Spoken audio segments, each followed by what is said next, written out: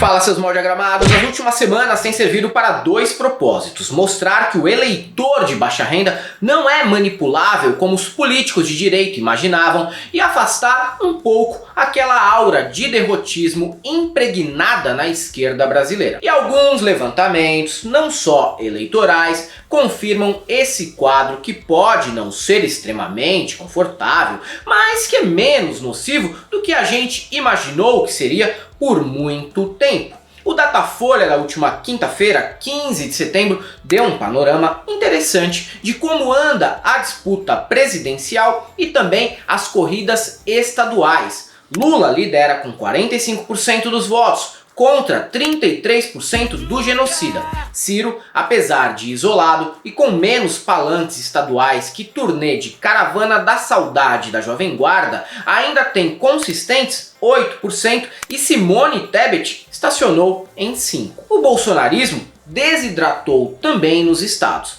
Marcelo Freixo, do PSB, se aproximou de Cláudio Castro e agora está a apenas 4% do candidato do PL, que está tendo que lidar também com denúncias de corrupção. Em São Paulo, Haddad continua na liderança, enquanto Tarcísio toma um calor de Rodrigo Garcia na segunda colocação. Aliás, não que isso tenha a menor importância, e eu já me desculpo antecipadamente pela deselegância, mas como são feios o Cláudio Castro e o Tarcísio de Freitas, né? Pronto, desabafei. Na Bahia, a diferença entre o Pantera Negra, ACM Neto e Jerônimo Rodrigues caiu de 38% para 21%, quase metade em uma semana. Apenas em Minas Gerais, que Romeu Zema, o candidato bolsominion por lá, leva a eleição ainda no primeiro turno contra Calil, o que dá um alívio para que o Partido Nojo tente uma sobrevida em 2023. Esse cenário, no entanto, não é negativo para as esquerdas. Vamos lembrar que o governo já liberou bilhões em emendas,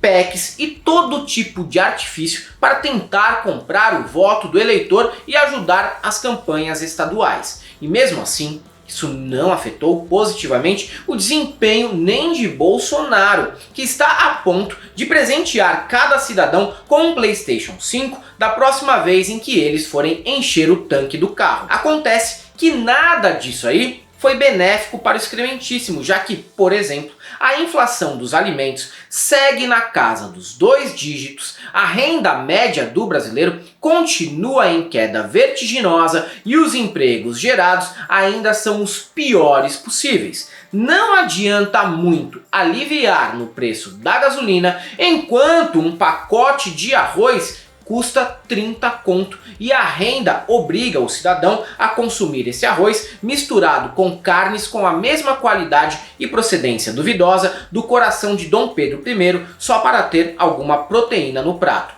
E dependendo da cidade em que a pessoa mora, certamente ela está pagando o equivalente a 2 litros de gasolina para adquirir um ridículo litro de leite ou algo que se assemelhe a esse alimento. Um levantamento do G1 mostrou que Lula lidera principalmente entre os eleitores de até 2 salários mínimos em regiões que pertencem ao chamado mapa da fome. O que isso significa? Que o eleitor desse recorte vê em Lula uma maior capacidade de resolver os problemas mais básicos e urgentes dos brasileiros. Os números positivos da economia no atual momento são um alento apenas para a divulgação de contas do governo federal. O povo sabe que Jair está mais preocupado em andar de jet ski, proteger os filhos e meter sigilo em cartão corporativo. Não tem nada melhorando na vida real de ninguém não, apenas ficando, como posso dizer, ligeiramente menos pior. Mesmo para o desempenho claudicante do Bolsonaro,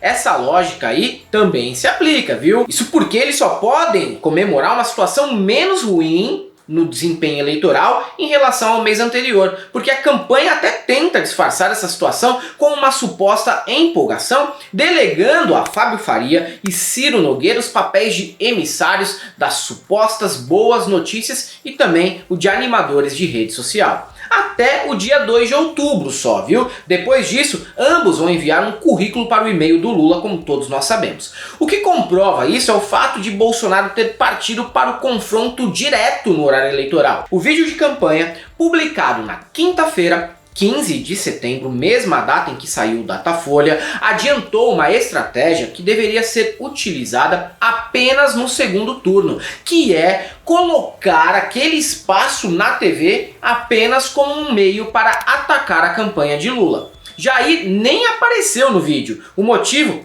Ele esgotou tudo o que tinha para oferecer e prometer. Mas sendo bem honesto, chamar de estratégia isso daí é exagero. Parece mais um pânico mesmo. Não há planejamento algum nisso. Pode funcionar? Duvido muito, mas numa campanha como essa, agir na afobação pode mesmo é acabar mal para o afobado. Não faltam pesquisas internas qualitativas dos mais diversos partidos que apontam que o eleitor está completamente exausto de campanhas agressivas como essa. Logo, quem usa a estratégia carluxística pode dar um tiro no próprio pau. Digo, pé. É que eu acabei de ler uma notícia muito divertida em que um barbeiro da cidade de Anápolis, em Goiás, atirou acidentalmente dentro da cueca e ainda estou com essas informações latentes na minha cabeça. Agora falando sério e retomando aqui.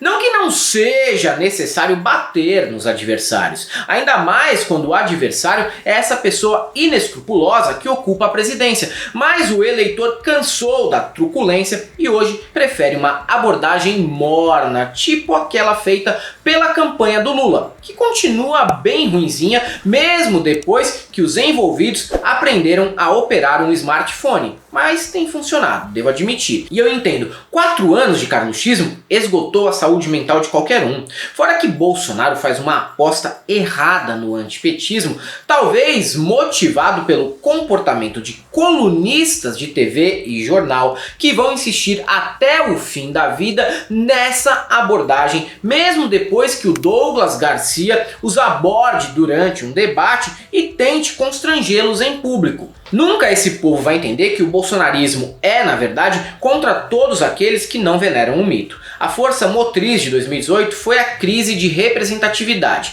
O antipetismo foi um mero subproduto desse sentimento. Não é por menos que o PT conseguiu levar um candidato inexpressivo nacionalmente ao segundo turno daquela eleição com relevante quantidade de votos e ainda emplacou a maior bancada na Câmara Federal. Resolvemos essa crise de representatividade? Não, só trocamos por outra crise, a social. Com a fome e a miséria se espalhando pelo país como uma pandemia, o brasileiro ficou mais preocupado em garantir um teto para dormir e uma refeição para comer do que em conjecturar os erros e problemas do nosso sistema político, e são muitos. Não por menos, pesquisas como a Genial Quest mostram que a corrupção e assuntos congêneres são um grande problema apenas para 10% do eleitorado, que vocês sabem muito bem quem são. São aqueles corninhos convictos leitores de portais como Anta Agoniza e Veja, caso esses veículos ainda existam. Também foi publicada uma pesquisa recente do Datafolha que indica que pautas conservadoras só importam para o eleitor bolsonarista. Eu falo de temas como defesa do porte de arma, oposição às cotas raciais, criação de filhos por casais gays e demarcação de terras indígenas. A maioria dos eleitores ou não se importa ou até quer discutir as propostas, mostrando que não devemos ter medo de debater nada disso politicamente e não, nem de longe devemos ser pautados por evangélicos e conservadores. Com isso me surgiu uma questão. Será que aquela frase do Jair sobre as minorias terem que se curvar às maiorias ou sumir ainda tá valendo ou só serve quando é positivo para ele? Vamos fazer o Brasil para as maiorias! As minorias têm que se curvar às maiorias! A lei deve existir para defender as maiorias! As minorias se adaptam ou simplesmente desaparecem! E em seguida surge outra questão. Faltando menos de 20 dias para o primeiro turno acabar e com Lula liderando as pesquisas com uma ampla vantagem, será que insistir em temas que só são relevantes para a bolha bolsonarista vai gerar retorno almejado para o Jair em tempo hábil? Eu acredito que não. Se por um lado Lula se concentra para vencer no primeiro turno com o voto útil contra o inútil, Bolsonaro luta desesperadamente para evitar perder no primeiro turno. E se Lula ainda vence de primeira, reforça as candidaturas estaduais de esquerda num eventual segundo turno. Acho que isso deixa claro o estado das coisas e explica por que Bolsonaro e seu entorno tentam disfarçar um pânico generalizado com um sentimento falso de entusiasmo. É isso aí, galera. Para quem gosta do nosso canal, nós temos nosso apoio, seja membro, Pix e conta jurídica, caso vocês queiram e possam fazer uma colaboração. Além do YouTube, estamos presentes também no Facebook, no Twitter, no Instagram. Sigam a gente lá e também vejam o nosso curso que está à venda no Instituto Conhecimento Liberta, o ICL. E para todos aqueles que achavam que o Bolsonaro ia chegar tranquilo ao dia 2 de outubro, só temos uma coisa para te dizer: não passarão.